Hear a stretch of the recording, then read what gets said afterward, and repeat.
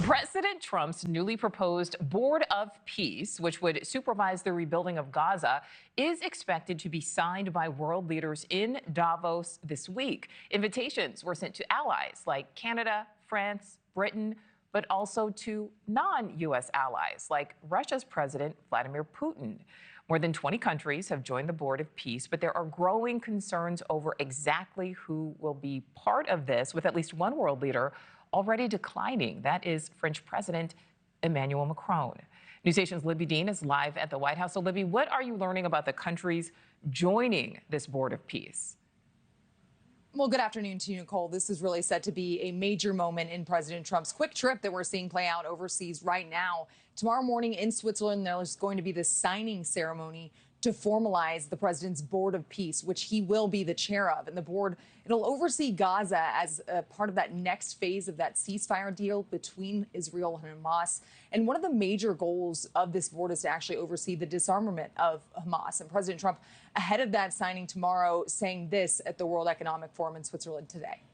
It's a Board of Peace, and it started on Gaza, and I appreciate what you said on Gaza, because it's true. If we weren't involved, there'd be no peace. It's peace. We have peace in the Middle East now, and you might have Hamas. We have a little flame here and there, but basically that'll be taken out. If they don't get rid of the guns, then they'll be, then they will be very unhappy people.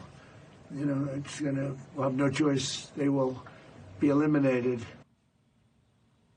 In addition to that threat from the president, as far as this pressure on Hamas goes, ahead of this peace board signing, the U.S. Treasury actually announcing today it's targeting Hamas funding networks, slapping these sanctions on 6 Gaza-based organizations.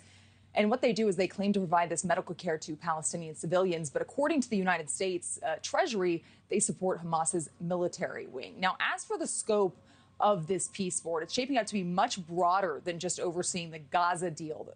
And that has actually led to quite a few countries raising these concerns that the board would ultimately rival the Charter of the United Nations. And according to U.S. officials, around 30 world leaders have committed so far out of the 50 or so invitations that went out from the United States, countries including the UAE, Pakistan, Hungary. They do plan to sign on, while some European allies, they declined those invitations. For now, those include France, Norway, and Sweden, who have declined. But there are quite a few countries who have remained non-committal to the president's Board of Peace, including Russia and Ukraine. So far, a lot up in the air, Nichole, ahead of tomorrow's signing. So it's really going to be key to watch here who shows up, who signs on. And we know the president also plans to meet with Ukrainian President Zelensky tomorrow as well. Nichole. So, Libbey, interesting twist in this. What are you learning about Israel's Prime Minister Netanyahu accepting an invite to be a part of this?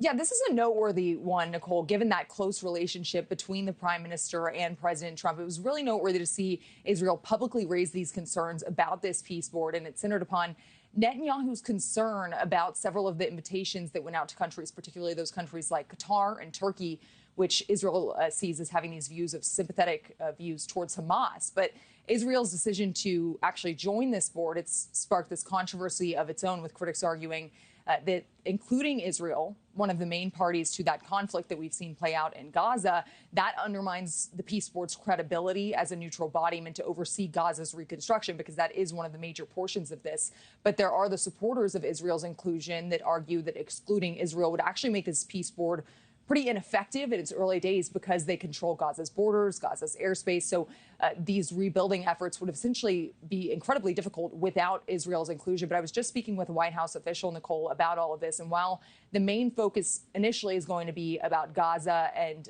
this peace deal and rebuilding there, it's a broader piece that the president is looking forward to with this peace board. And it's not just that conflict there, but conflicts around the world that it's going to focus on. And that's why we've seen this criticism from countries that say that it might conflict with the United Nations Charter. Nichole. Yeah, a lot of questions that still need some answers. Okay, Libbey Dean, live in D.C. Thank you.